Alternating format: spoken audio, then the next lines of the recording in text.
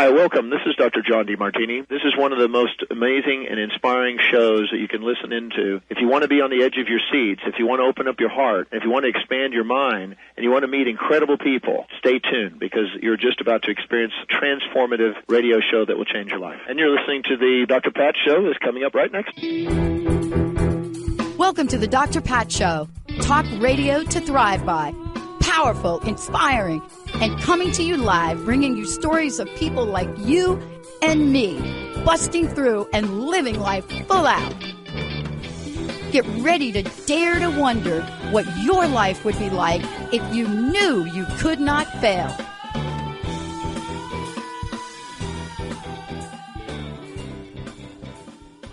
Wow. Hey, everybody. Welcome. It's so great to have all of you tune us in and turn us on. Thank you. Thank you. Thank you so much. Let me just say this to both. Let me say hi to Micah and hi to Benny. Hi to both of my producers today. Thank you all. Hi, Pat. I was just wondering, I was looking at the shows today and now Mark Matousek. I was looking at Linda scheduling these because she doesn't do things randomly. She does things that make sense to her. And I'm thinking, what are we going to, when you're falling, dive lessons in the art of living? Exactly what I need to talk to him. And I said to Linda, just make sure we need an hour. I want to talk to him an hour because I forget this. When you're falling, dive. And you know, one of the things I love about this, because even though Mark, you may not have thought about this, I reflected upon my first skydiving event. And there are pictures of me. I don't know if Micah, if you got them, or Benny, if you have them.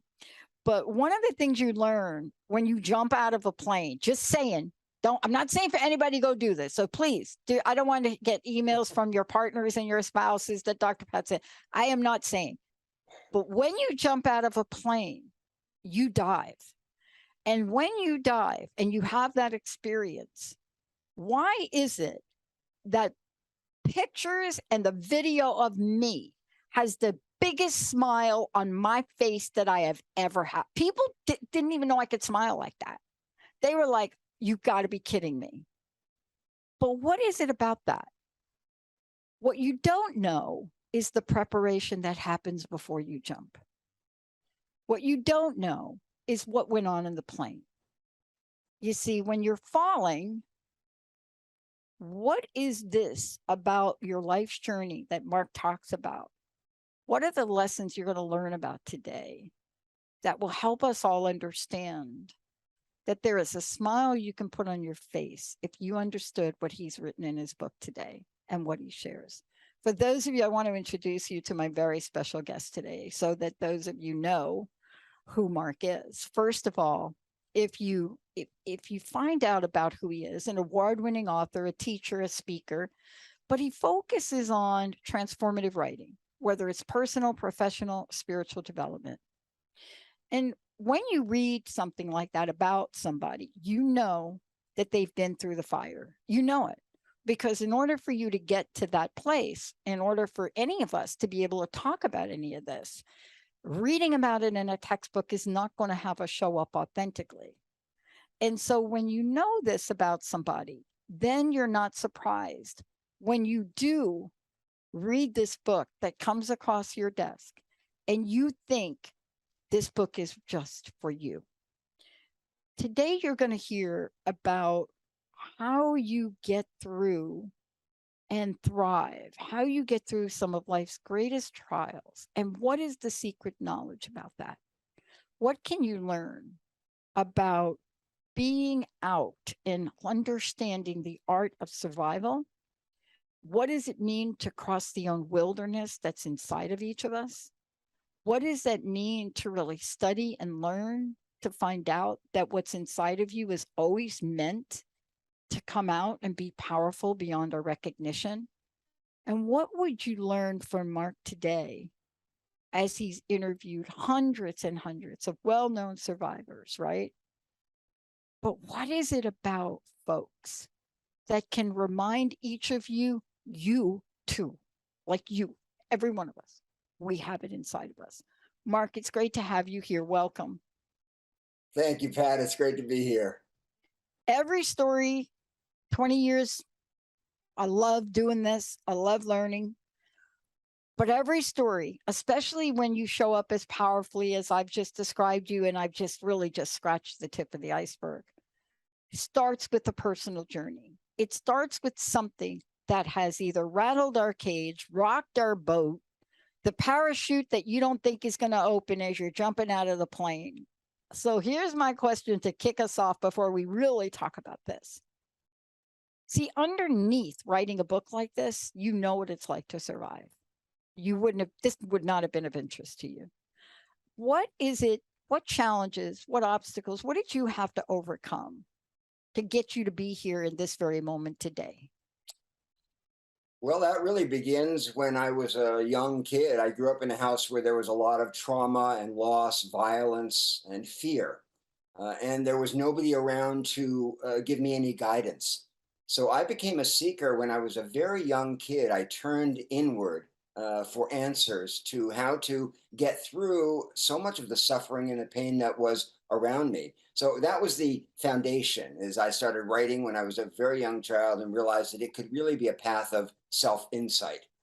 And then when I was in my late 20s, I was just an ordinary yuppie in New York City working in the magazine business and trying to climb the ladder. And I was hit with a fatal diagnosis, and I wasn't supposed to live for more than 5 years.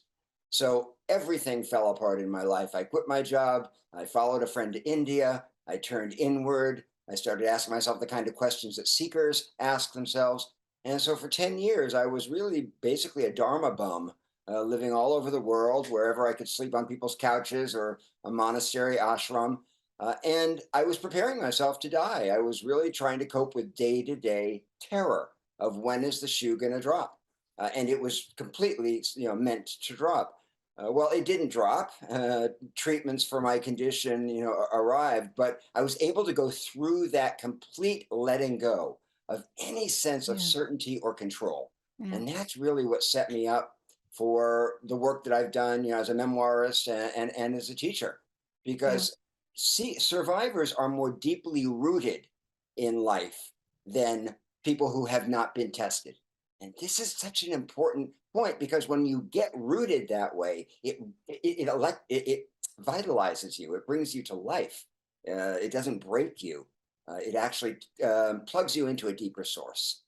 My gosh, I tell you, I was talking to a friend of mine this morning, Mark, and first of all, thank you for sharing that, because you and I have that in common.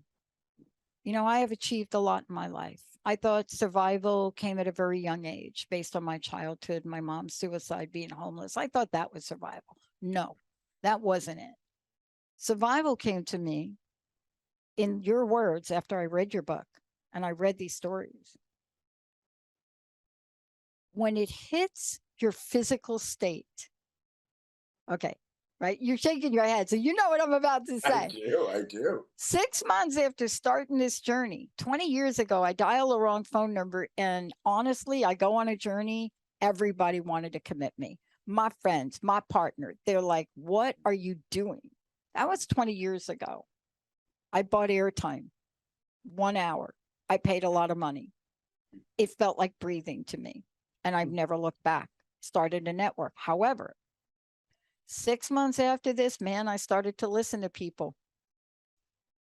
Like, really? You're not going to take that big corporate job? Like, you went to school for 10 years. Look what you did. You won an award. And I got a mystery disease. And I'm telling you, what you just described, I lived for 10 years with something that according to people could have killed me in my sleep. But you see, that's why you and I are talking today, because we don't want people to have to go through that, right? I mean, isn't that why you do what you do? It's not to say to everybody listening, hey, you got to go through that. It's like, oh no, you don't have to go through that. You can learn. Isn't that part of why you wrote this book? Absolutely. Absolutely. We are all going to encounter suffering, impermanence, loss, sickness in our lives. That's not the point. But we don't have to go through it without insight, without awareness, and without really getting that we're not just this body. because that's what you said. You started by saying it when it really hits you in your body, that's when you wake up. And it's true, because it forces you to look at, what am I beyond the body? What is there a part of me that transcends the body, that survives the body? And that's what begins a spiritual life. So what I want to say to people is, when you're aware that your circumstances don't have to define who you are, and that pain and suffering are really there to wake you up, they're instructors and guides, it changes how you experience adversity. So it's true, people don't have to go through it blind. They can go through it with a lot of tools, which is why I wrote that book. And I want to talk with people about the book. First of all, what I, I mean, there are books, and when you open up a book, you look at the cover, but then you also look at the table of contents, right? And it's usually the table of contents. When I open this up, I go right to the table of contents, because I'm like, wait a minute. Which one do I want to start with? Which story am I going to start with? Where do I want to start? Because I know enough about your book to know this is a journey. This is a journey through stories, but it's also a journey of people. And every story in here. I want to ask you, though, about this. This is going to be the weirdest question. I bet you not. Yeah, I bet you haven't gotten this question. There's so much richness, but you chose to come out of the gate with this story, magical thinking, right? And I just want to be inside your head. Now, I've read it, so I know. But I want to be inside your head, because you obviously thought that was an important place to start. Absolutely, because magical thinking is one of our primary crosses to bear. It's a real obstacle when you're facing adversity. And I had interviewed Joan Didion, the late great American novelist, and she had written a book called Magical Thinking, The Year of Magical Thinking, after her husband died. And when I was reading this book, it made me think, this is what we want to avoid. This is really a step we can skip. Because it kept her in a cycle of regret, expectation, denial, resistance for years, that she then had to learn how to get over. So, with no criticism of Joan Didion, and it's a fantastic book that she wrote. But magical thinking isn't our friend when what we need is actual strength, and the strength comes from facing the facts. It does. Information is the antidote to fear. Knowledge, you could say, is the antidote to fear. And so we need to look at what's actually going on if we hope to have any kind of stability, equilibrium, and resilience in our lives. I was talking to a friend of mine this morning. I was thinking of this story, and I was thinking of your book. And I have a friend that, oh my gosh, the past 6 months from her entire life is upside down. The loss of her husband. Then things happening with the home, and having to really get things done in the home that she didn't expect. I mean, it's one thing after the other, right? Going through the estate and having there maybe estate kind of issues. I mean, it was just one thing after the other.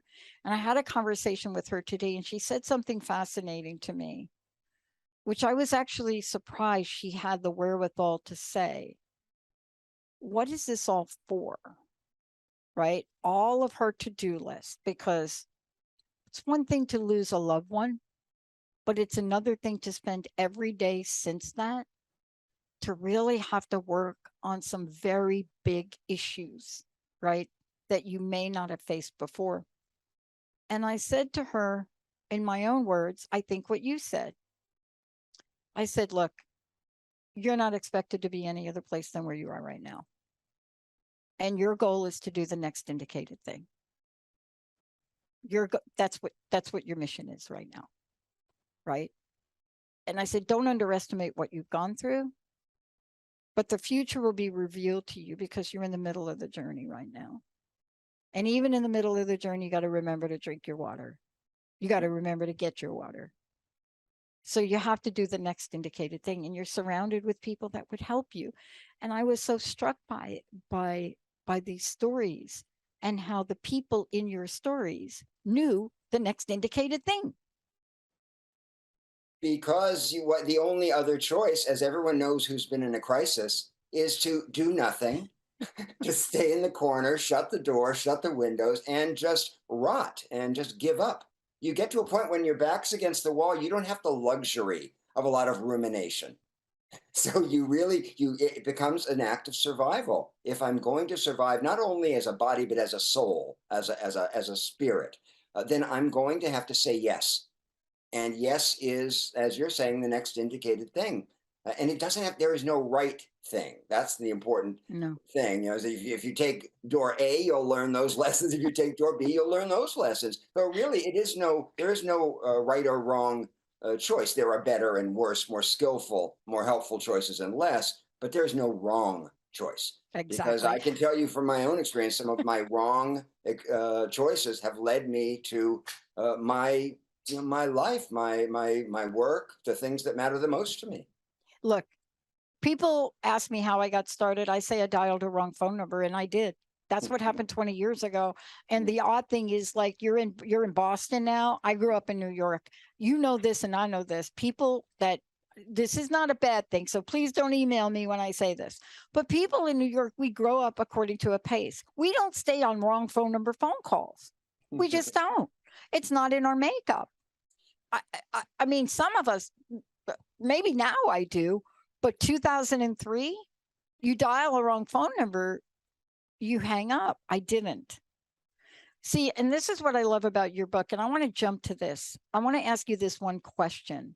One of the stories, by the way, I will tell you, took place, I believe, if I read it right, in a part of Brazil that I found out my grandfather was born in. The best secret in the planet. Your grandfather was born in Brazil and you thought you were Italian all your life. Hello, found that out about 4 years ago. And I was reading about this because, you know, I'm fascinated by it, but I'm really struck by this. I went through your book and there's a part of me that got activated. What changed in you? Writing a book like this had to change you. I mean, it sounds impossible because you've been through so much. But I know when I read the book, I'm like starting to think and second think some things. How did writing this book change you, Mark? It gave me a lot of hope and faith in the power of the human spirit. You know, I knew what I had been through. I knew some of the things I had done to make, you know, to survive. But when I realized one is part of a tribe of survivors, it's part of a human journey that's universal.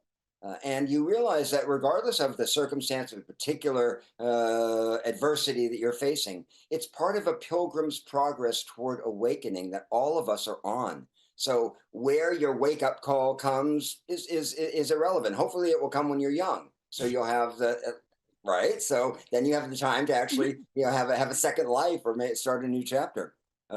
Wherever it comes, it's part of an archetypal journey, a universal journey. And that's very strengthening because one of the things, as you know, when you're faced with pain and loss, is to take it personally and to feel set apart or poor me. Or this book removed the last remnants of that in me. And I realized that this is really part of something that is meant to happen.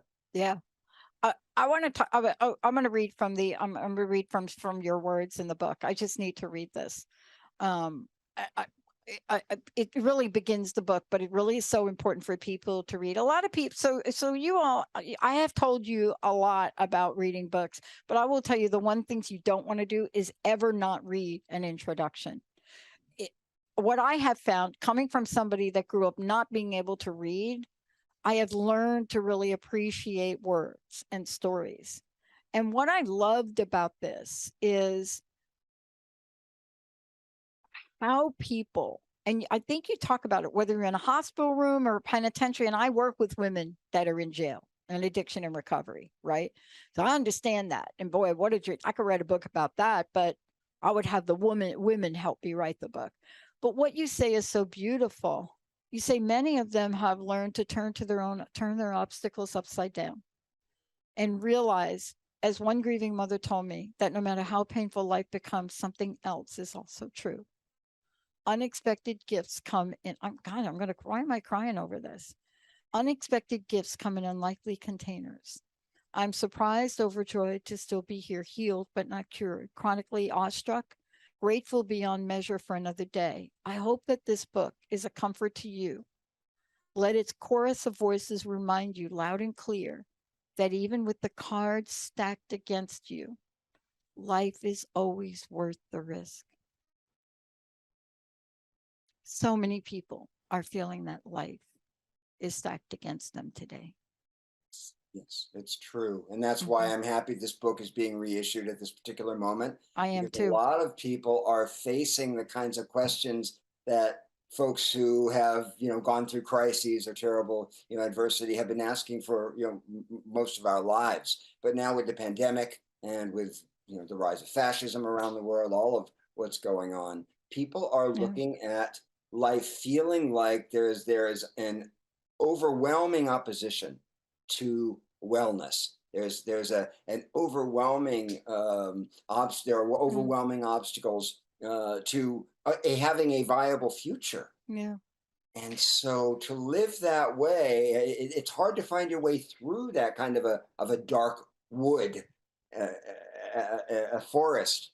And a lot of people are finding themselves in the middle of the forest trying to find their way out, which is what this book is meant to be, a kind of a light. It's a light with a lot of individual lights in it, because, as you said, it's full of stories and people's different approaches to wisdom. But it's meant to be the kind of book that people can pick up in the middle of the night, open at any place, and get some wisdom, get some strength and some hope. Yeah, it reminded me of, my time out in the desert and looking at a very dark sky and watching each star pop up, almost as if they come in one by one, as the sun sets in the desert, until the sky is filled with these beautiful stars. And you find yourself drawn to one or the other, not always the biggest, but you just find yourself drawn. And I think that's what happens in the book. There is a story for everyone. And I want to ask you about this because I used a skydiving analogy to open the show. Again, least likely person, didn't think I'd get out of New York, but love skydiving. And I remember the whole journey. I just remember it. And I remember the parts where you're preparing. Now, the title of the book, I have so many versions that I see of my life of falling. But I want to hear your version of this, because for people that don't quite understand the idea of falling and diving, unless you skydive, you don't fundamentally understand the difference. For me, falling from an airplane, you're so up against the resistance of the wind. I don't know if people can relate to that, but I just want to say, so when you come out of that plane, y'all, there is the falling part until you realize you don't have to experience that. And when you decide to put your head down, I know this sounds crazy, right? Put your head down, something energetically changes. Can you talk to your meaning that probably has nothing to do with my skydiving experience? But boy, it's a visual and a visceral experience for me to even talk about it. Sure. The difference between falling and diving is surrender, and giving over control to a force that's larger than we are. And I can actually tell a skydiving story that illustrates this perfectly. Please. One of my oldest and dearest friends had dreamt of skydiving her whole life. So for her 50th birthday, she put together a little party of people to skydive together. And everyone went, and she wanted to go last. Everybody jumped out of the plane. Finally, it came to be her turn, and she said, "No, I'm not going." They said, "You have to go." She said, "No, I'm not going." And she had made a deal with them beforehand. If I don't want to go, push me. So the guys came and they pushed her out of the plane, but she never surrendered. She flailed. She was terrified. She landed on her feet, and she did a lot of damage to her body.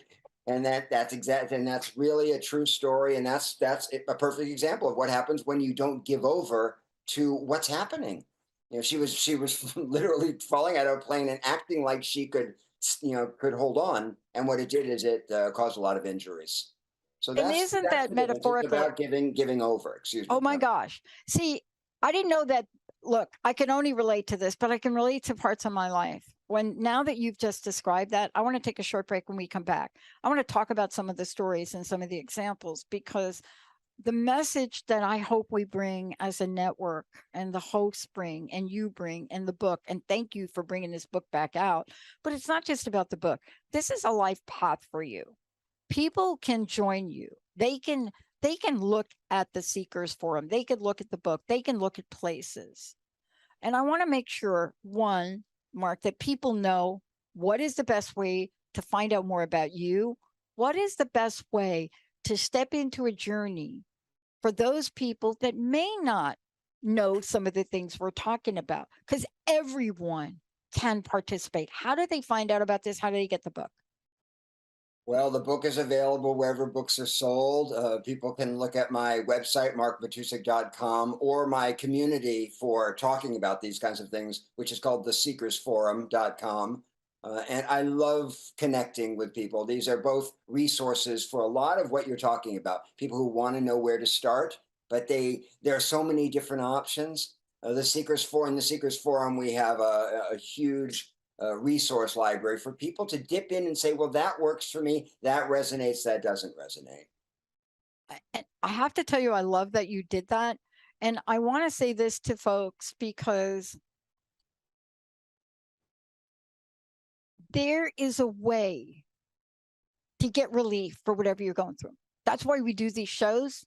That's why I've been doing it 20 years. Never thought I'd end up being any good at it. Just saying, like a kid that stuttered in the Bronx. That doesn't work in the Bronx. But here's what we're talking about. When we come back, we're going to talk about what is the opening.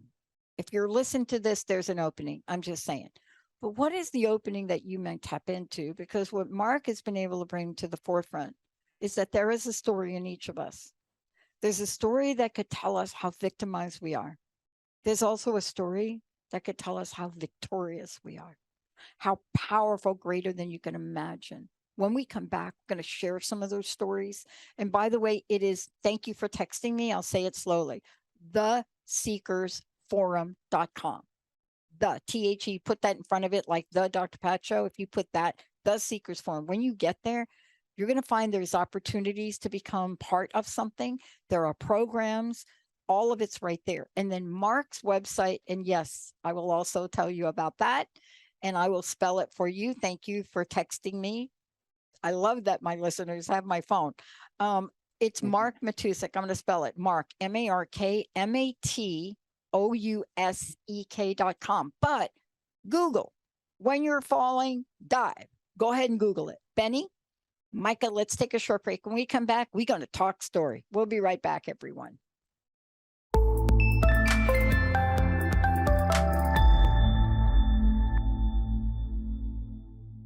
To tell you so many stories. I mean, you know, we're talking about stories, and I didn't even say welcome back, Benny. So sorry, kind of forgetting. I want to welcome everybody back. Welcome back to the Dr. Pat Show. I was just like talking with Mark Matousek joining me here today. And he is the author of many things, but right now we're talking about When You're Falling, Dive, Lessons in the Art of Living. And so what this book has, it has so many stories, okay? You know, because that's what Mark does and does it so well. He does many other things. But part of what this book is about is understanding adversity, understanding how adversity becomes powerful awakening. Now, Mark, you and I earlier, we shared, it's not that my only awakening was having my body fail. And by the way, overnight, like March 31st, my body was great. April 1st, it just came apart. But it's not just about that. I had many other opportunities for that to wake up. And I did do a little awakening. I really did. Like leaving my corporate job because I looked in the mirror one day and I was unrecognizable to myself. Like stop drinking and using at the age of 40. But I want to ask you this question. As you went through these and you heard these people tell their stories, which ones of these really stuck with you today? Which ones come to mind today? I know I put you on the spot, right? Well, there are so many wonderful stories. I would say three that I would talk about. The first is a woman named Maria Houston, who you mentioned when you read from the introduction. She wrote a wonderful book about her daughter's death called Hannah's Gift. And what she said to me is after her daughter, 3-year-old daughter, was diagnosed with cancer, everything fell apart. Her marriage fell apart. Her other relationships fell apart. She was suicidal. But she had a revelation one day. She realized that no matter what was going on, something else is also true, and that we don't. All the information isn't in, and that's knowing that is what was the light that got her through the worst darkness. That was an amazing story. The second one is Ram Dass, who is somebody I'm sure your listeners know Oh of, my God. I and did a I great interview with Ram when I first started out. And yeah, tell his story because it's amazing. yes. Well, I in about 20 years ago, an editor friend called me and said, I'm doing a book with Ram Dass. He's just had a major stroke and he needs somebody to help him finish his book. And he was, paradoxically writing a book about conscious aging. And what he realized this is someone who had traveled the world 50 years, he was an ambassador of enlightenment and, caretaker to the world. Suddenly he realized that he still had work to do, and that part of his stroke was telling him that he needed to be embodied. And so I worked with Ram Dass for a year on the book Still Here. And something he said to me has been very influential. What he said is that everything in life falls away.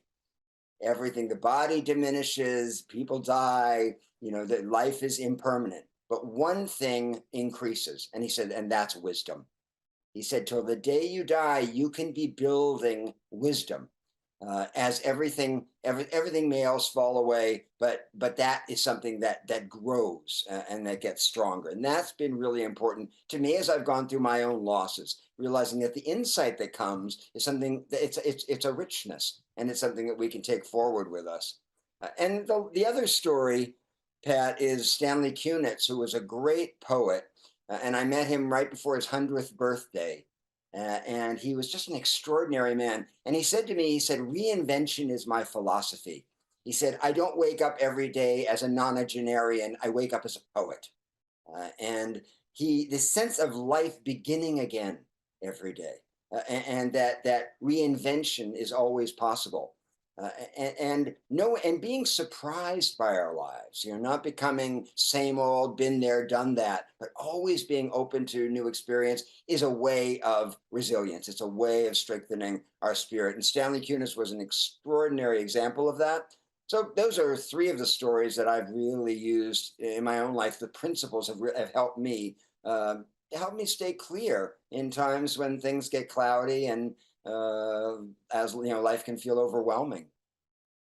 It is. And yet, what I love about this is, see, I have an expression that I don't know how to say any better than I say it. Sometimes you can't plan this stuff, right? Mm. But you better plan to be awake enough and aware enough to know when it's showing up. That's good. Right? Yes, exactly. I mean, you and I 20 years ago, I am pretty sure it was about the same time that we were talking to Ram Dass. I even flew down to one of the conferences to interview him. And he talked about, I'm getting ready to pull some of these interviews and play them again because they're so rich. And he's talking about his time trying to get on a plane, after the stroke in the wheelchair. And so when I say you can't plan these things, but you really do need to plan your readiness for when they show up. Isn't that also a theme that comes through? Some of these folks, when you read about it, they didn't plan these things. You don't plan the loss of your child or a husband or whatever you want to call it. But there's something inside of each of us that can be ready for when those things happen. Isn't that what this book is also about? 100%. It's about spiritual preparation. It's about psychological preparation. It's about doing the work of awakening during our lives so that when something happens, we have that perspective, that insight into the fact that we're not just our body, that challenge is there to awaken us. These kinds of principles can become part of how we think and how we see. so that when you lose your friend, when you get the diagnosis, when your job falls apart, when your wife leaves you, you're not without tools. You're not without awareness. You've done some preparation. You're not completely surprised and thinking, well, how could this happen to me? Why wouldn't it happen to you? You're a human being. So a lot of people go on automatic and they want to ignore the human condition. And until life comes along, clobbers you over the head, and you can't ignore it anymore. It's much, much better not to wait to that moment to begin the journey of self-knowledge and self-discovery. Yeah.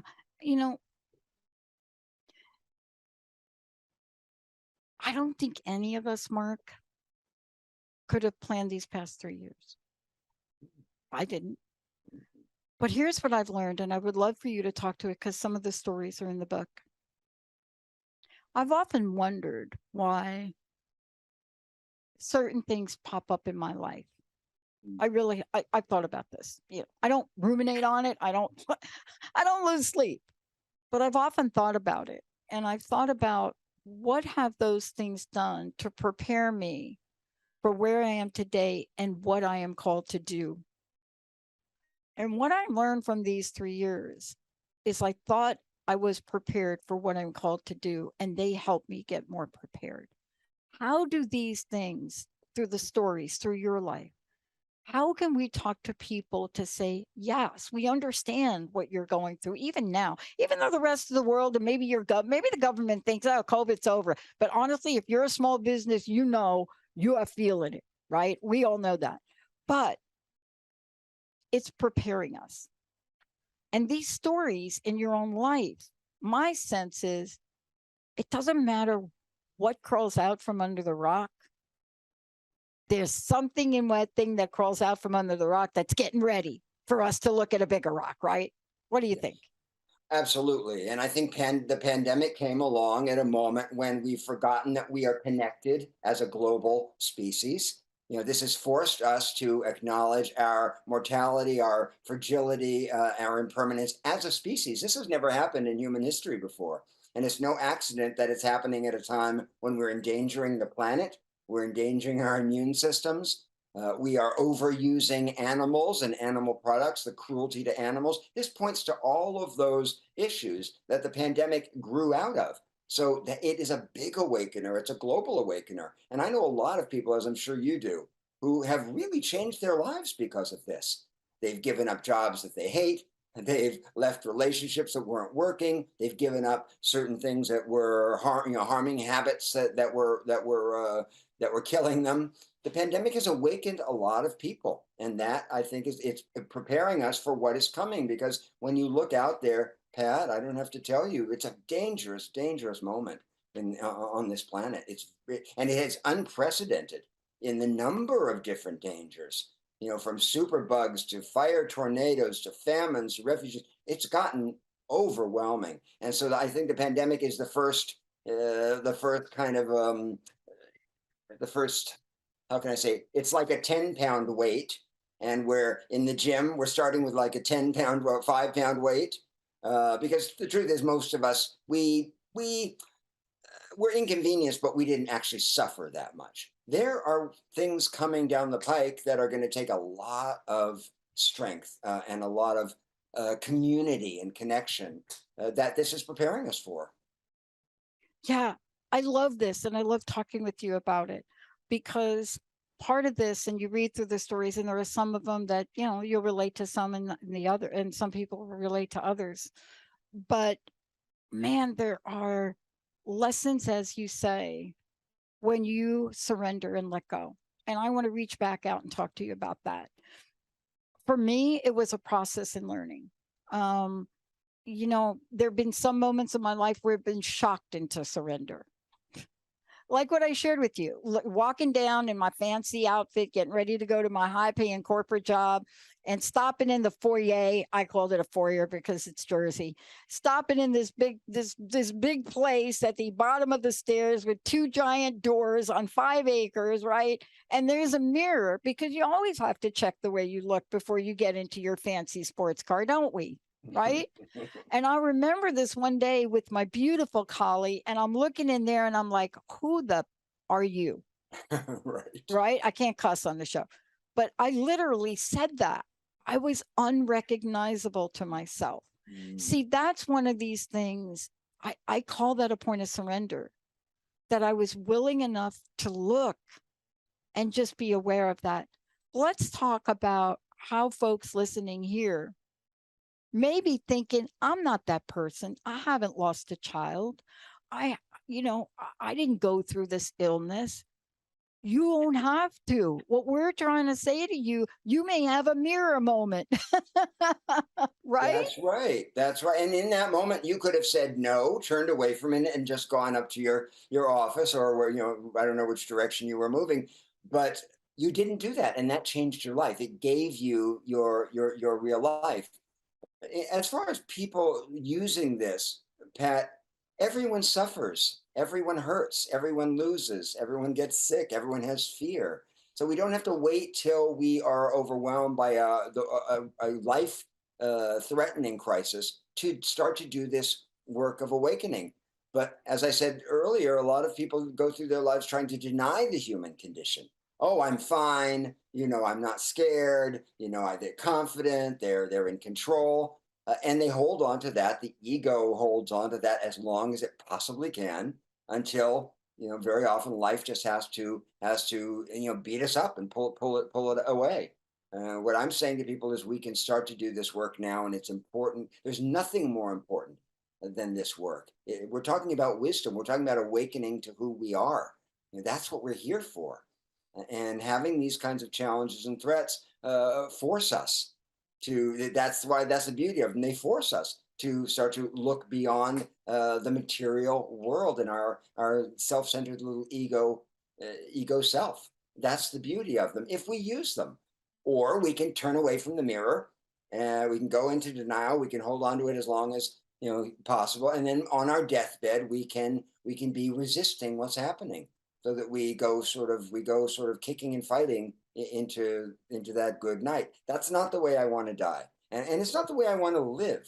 I don't want to live in denial of who I am, what's happening, and what really matters. Yeah. I love being able to talk about this because there is a future.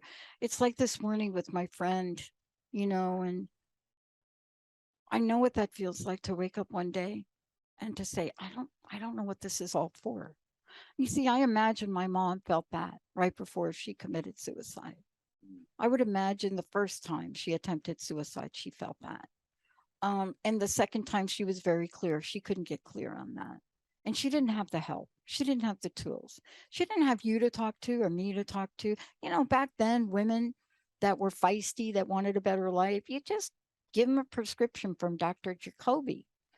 But if my mom was here and she left me with so much of who she is inside of me, but if she were here today, she would tell all of us that there is such a thing as hope. And then there is such a thing as hope in action. And see, what you're writing about and these stories are writing about is you're taking hope to that Ram Dass level. Ram Dass didn't say, we're not going to write the book. He's like, we got to get some help. That's right. And I want to ask you about that, because so often, and some of the stories here, may not be clear to people, but I've learned something, and I think you have learned it too. I know I can't do it alone anymore, but I really did try in my life. Mm-hmm. I know that I can't do it alone anymore. And I want to talk about that message in the book as well. Absolutely. And that you're talking about humility, and that's what crisis does, is it humbles you. You realize your limitations. As great as we are, we have limitations. It also forces you to acknowledge that you are connected to other people. You're not doing this on your own.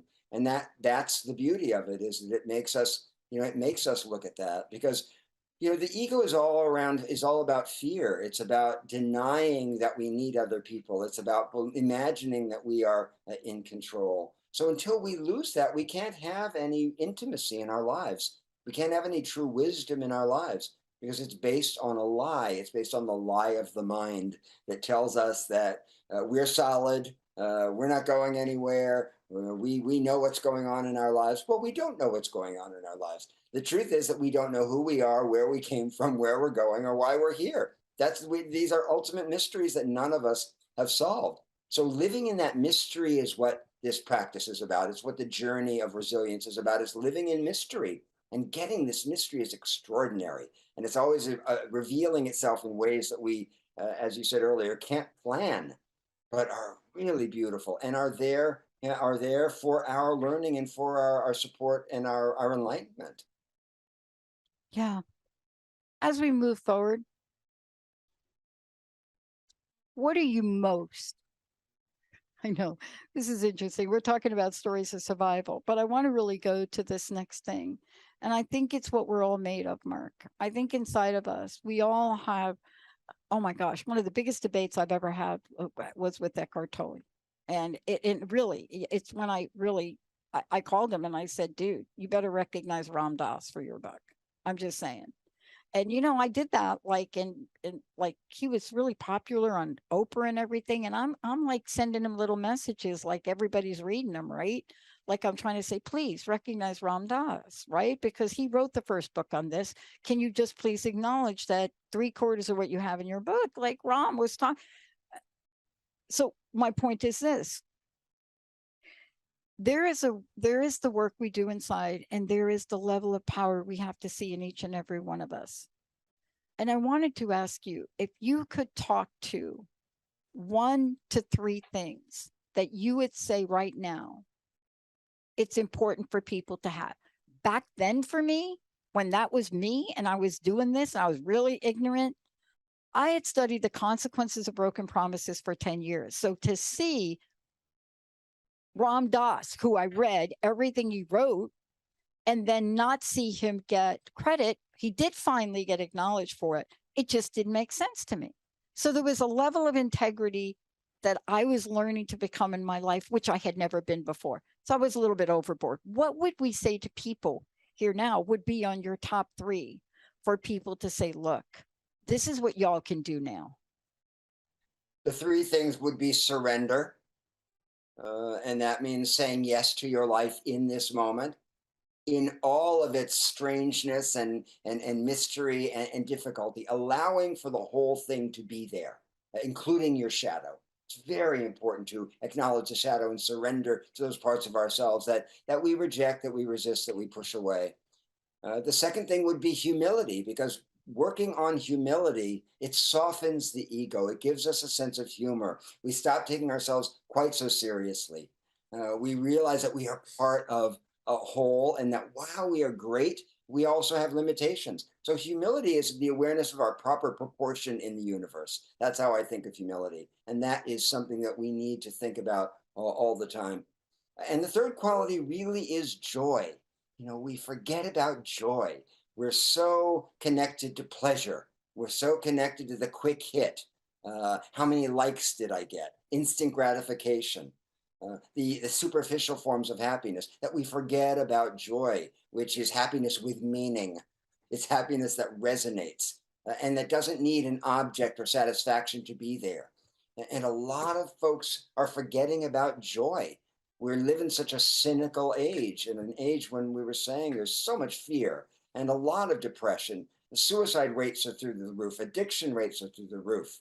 The antidote to addiction is joy and surrender and humility. You're in the program, or you said you had sobriety. The first step is to recognize that you're powerless. That's surrender. That's humility, and ultimately it leads to joy, because you get to drop your illusion. This whole weight of illusion and denial, it takes so much energy and so much life force to deny and push things away. That when we stop doing that, joy becomes a part of our lives. And joy is an attitude, it's a way of being. It doesn't mean being cheerful and happy faced. Joy can have bad days, but still there's an underlying joy that we're here at all. And for people like you and me, people who have survived the worst, you know what I'm saying? Even on a bad day, you're grateful to be here. I'm grateful just to be here. A day doesn't pass that I don't feel glad, to be here, even when they're bad days. So that's an experience that can really bring people back to life at times when they're feeling so beaten down, so disheartened that they can't find their way, to the surface. Yeah. And boy, that's why we do what we do. And that's why we schedule what we schedule, and that's why we have these conversations, Mark. Before we run out of time here, please tell folks how they can get a copy of the book. But also, I want folks to know how they can connect with you also about the forum, because I really mean it. I am not talking to you because I did this all by myself. Even this show today takes a village, takes people. Look, if we were meant to do things alone, and I've said this a million times, I'd have my own planet and you'd have your own planet. Okay. That's where we would be. But you're bringing people together, especially in the forum. So how do we get a copy of the book? How do we get to your website and tell people about the Seekers Forum? Sure. Well, the book is available wherever books are sold. I recommend going to Indie Books over Amazon, just because I'm on the side of independent bookstores. But you can order the book or get it in any brick and mortar store. My website, markmatousek.com, talks about the work I do using story as a path of transformation and writing as a tool for self-inquiry and self-knowledge. And the Seekers Forum, which is theseekersforum.com, is a community I started in 2013 because I wanted a place to have these kinds of conversations, to talk about the questions that really matter with seekers from across the board. So it's a non-sectarian group. We have Hindus, we have Buddhists, we have atheists and agnostics, we have Christians, Jews. It's secondary. What matters is that we're all people who are interested in this question, who am I? And realizing that that really is where the juice of our lives comes from. So I give a weekly guided writing session for members, which is terrific. I give a monthly talk. We also have guest interviews. So each month I have a luminary from this month we had Ken Wilber, who's an extraordinary man. So we have wonderful guests. It's a great community, and I would just really like to welcome people to check us out. It's very, very unique. I don't know any other site that really does what we're doing. Yeah. And I got to tell you, it is all part of the learning process and the growing process, because you and I said it at the beginning of the show, and I want to repeat it. We are not here to tell people that you have to get a disease that looks terminal in order for you. That is not what Mark is doing. That's not why I do it. We're here to help you create those mid-course corrections in your life without those. Right, Mark? That's right. Exactly right. Yes, Pat. We don't want to give you our potholes to step in. We want to actually show you how to get around them and do that. Mark, thank you so much for everything. Last question, personal message. What would you like to leave us with today?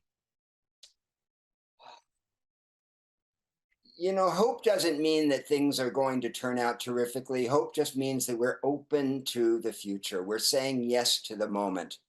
And so I would like to suggest that hope is something that can help people in this time without going into magical thinking and delusion. It's looking at things as they are and recognizing that not all the information is in, and that we have to keep moving in the direction of survival, or the shadow is very, very strong and a worthy opponent. So to keep every day somehow say yes to your life, be grateful for your life. Yeah, the best workout I've ever had is shadow boxing. Oh. Your shadow never tires. Mark, I hope you'll come back. Thank you for everything. I've got the great team here, the best. Thank you, Benny.